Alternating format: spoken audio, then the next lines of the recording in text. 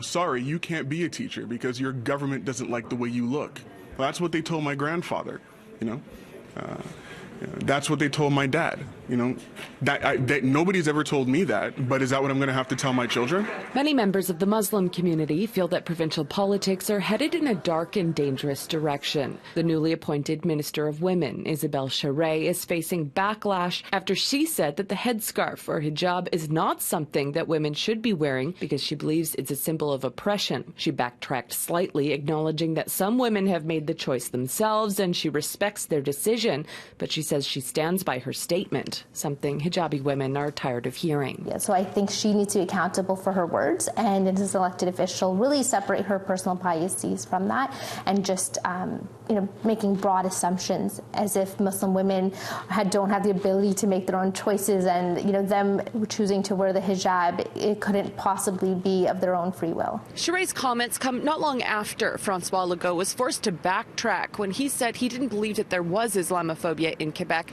as reason for not creating a day against Islamophobia on the anniversary of the deaths of 6 Muslim men in the Quebec City shooting. Legault, too, corrected himself, saying while Islamophobia exists, he doesn't believe it is a trend in the province. But in light of these comments and the CAQ's plan to ban many public servants from wearing religious symbols, members of minority groups feel scapegoated for votes. What does it say about the strength of minority rights in this province?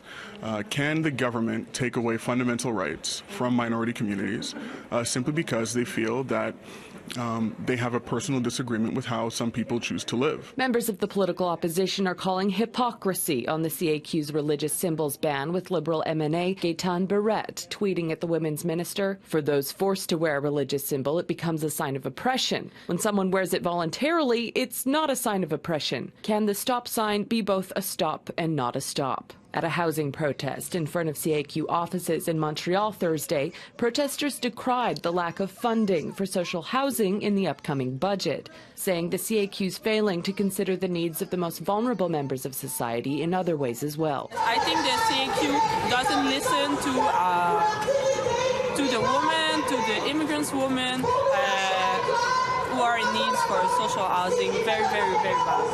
François Legault is standing by the CAQ promise to ban religious symbols for public servants by this summer. Where is the limit? Where does it stop? Who decides what's right and wrong? Well, apparently citizens aren't able to decide that for themselves, so obviously the government feels like they need to decide that for us. In Montreal, Emily Campbell, City News.